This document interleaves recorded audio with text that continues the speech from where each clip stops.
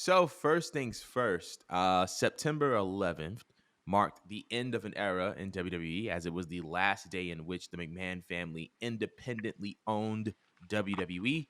The Endeavor merger has officially closed. This means that WWE has sold a 51% stake in the company for I believe $9.3 billion. Got Vince you for a McMahon will moment. now serve as the executive chair of the Endeavor TKO board because now WWE and UFC have merged to create TKO. When he acquired the company from his father in the 1980s, he bought it for $1 million. His investment ballooned to about $9.3 billion. It's also We also have to note that Triple H will not be a part of the board of directors of TKO. I believe that he had declined board of directors position. All of Hmm. There were some executives in WWE who, as a result of the sale of the company, were able to get bonuses. Nick Khan, I believe, got $17 million. Triple H got $5 million. The former CFO, whose name escapes me at the time, I believe, got $5 million, and he has also departed the company. Um, Also, it's important to note that because of this merger, I'm not going to get into that part now. But first off, I just kind of want to know what your impressions are on this sale, the merger of WWE and UFC. What do you think this means for WWE on a business end? And I just kind of want to know that first. I'm actually surprised they pulled off what they did with UFC. Just Mm, because like the fan bases are not alike. Like UFC fans actually hate us. And it's been verbalized. They make fun of us. They think that we should have been grown out of this sport. Yes, I'm considering a sport UFC fan. It's a fucking sport to me. They think we should have been grown out of this childlike hobby, mm, and they don't respect it. So, but I know in the reverse, there's WWE fans that duly watch UFC. mm. So, I don't know if that means we're going to gain anymore, or we're just gonna have to see how it plays out. But I think it's interesting, but it also makes me think, okay, like, are they going to start trying to acquire more UFC fighters and put them in roles? Because not for nothing, they done it in the past where they tried playing around with the idea of pulling UFC fighters, and most people didn't take anything of it seriously. So I'm like wondering what would they realistically do. I don't want to immediately say like, oh, it's going to fail, because I am interested in seeing how it plays out, but I just think that it's risky. I'm not sure if I wouldn't quite say they're throwing shit at the wall with this one, but it's odd because it's tricky, and I feel like it requires either us adopting their ways or vice versa to make it work accordingly.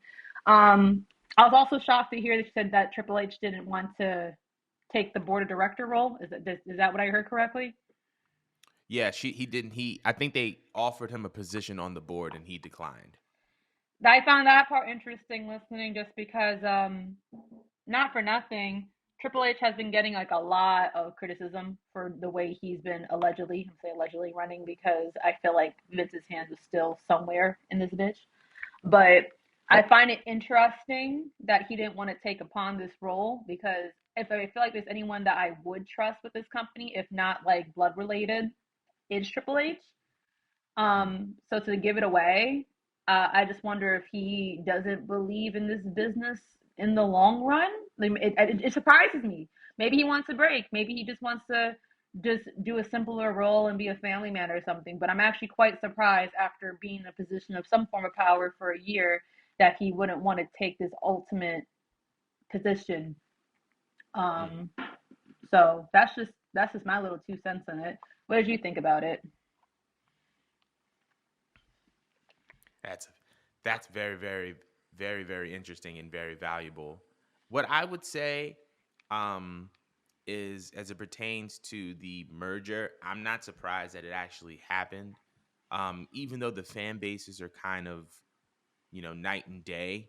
Um, from the outside looking in, meaning from a non-wrestling, non-combat sports related fan, this is a move that just kind of makes sense.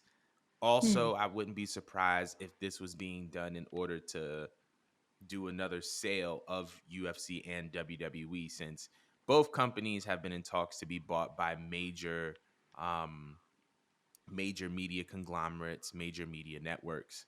As far as Triple H not taking the board of directors position, I'm actually not surprised. Triple H in a bunch Really? of interviews has been, yeah, Triple H in a bunch of interviews has been very vocal on him, saying like at a certain age that he wants to be out of this.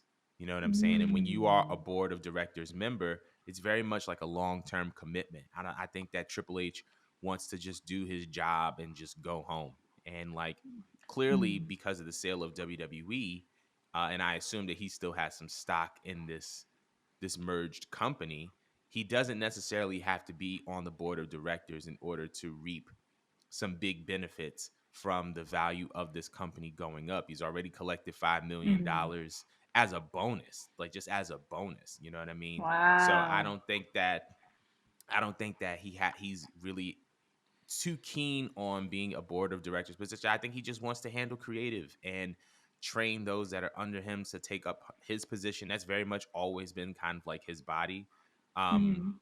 so I think that that's kind of where I stand on the sale.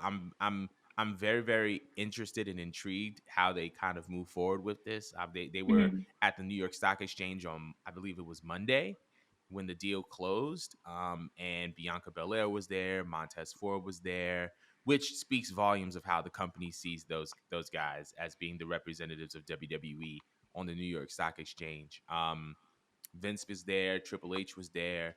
So I'm very very intrigued to see where it goes. But there, like you said, I think that Nick Khan kind of pointed at it, but he was talking about how there is the possibility of UFC fighters having a life after the UFC in WWE. I mean, obviously, we just saw Ronda Rousey and her run, and that's questionable, but that's another topic for another day. Um, Conor McGregor has been very vocal as far as joining the WWE. We can see that now. Daniel Cormier is another one who's been a fan of WWE for a very long time, and they've kind of always have been kind of flirting with each other, the UFC and Mm. WWE. And so I think that we can see UFC fighters um, go into WWE, because not for nothing, even though the UFC fans don't necessarily like WWE, WWE has a big influence on combat sports in general, in the sense of how fights are kind of promoted based off of characters and these larger than life personalities. These are things that were, a WWE thing. So to be in UFC and not be, if you're in UFC, I wouldn't be surprised if you're influenced by WWE and the characters that came along with it. So I do expect to see some of that coming into the fold, but that's a that's a different conversation for a different day. But we're gonna wrap up on this particular point. But we want to know how you guys feel about the WWE and UFC merging into TKO. Let us know how you guys feel in the comments. But we're gonna move on.